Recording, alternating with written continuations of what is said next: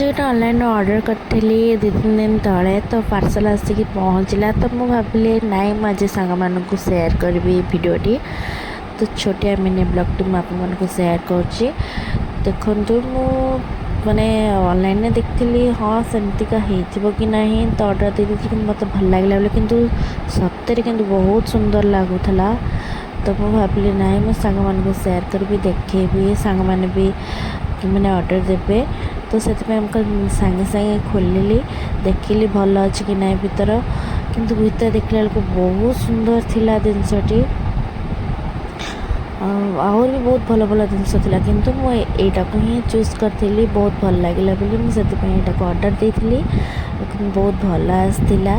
ଦେଖନ୍ତୁ କେତେ ସୁନ୍ଦର ଦେଖାଯାଉଛି। ଏଇଟା ତା ପ୍ଲେଟ୍ ଗୁଡ଼ା 4ଟା ପ୍ଲେଟ୍ ଦେଇଥିଲା, ଆଉ ତାର କଭରଟା ବି ବହୁତ ଥିଲା। ତାପରେ ଏଇଟା ହ୍ୟାଣ୍ଡ କଭରଟା, ଏଇଟା ଫ୍ରିଜ୍ ଖୋଲିବା ପାଇଁ ଏଇଟା କଭର, ଏଇଟା ତା ଉପର କଭରଟା। ଭଲ ହେଇଛି କି ନାହିଁ ଆପଣମାନେ ମୋତେ କମେଣ୍ଟ ବକ୍ସରେ ଜଣାଇବେ। ଆଉ ଗୋଟେ ହେଲା ତା ପୂର୍ବରୁ ଦେଖନ୍ତୁ ମୋ ଫ୍ରିଜ୍ କେମିତି ଦେଖାଯାଉଥିଲା, ମୁଁ ଗୋଟେ କପଡ଼ା ପକାଇଥିଲି। ଆଉ ଏବେ ତାର ଲୁକ୍ଟା ଦେଖନ୍ତୁ କେତେ ସୁନ୍ଦର ଦେଖାଯାଉଛି ନା। ଏବେ କେମିତି ଦେଖାଯାଉଛି ଆପଣମାନେ କହିବେ। ତା ହ୍ୟାଣ୍ଡ କଭର ଦେଖନ୍ତୁ, ଏଇଟା ଲଗେଇଲେ ଆଉ ମଳି ହେବନି। ଆଉ ତା ଭିତରେ ଦେଖନ୍ତୁ ଫ୍ରିଜ୍ ଭିତର କେତେ ସୁନ୍ଦର ଦେଖାଯାଉଛି।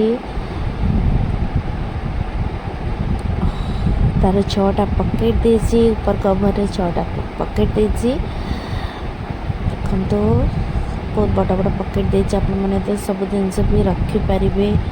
ଆପଣମାନଙ୍କୁ ଯଦି ଏ ଭିଡ଼ିଓଟି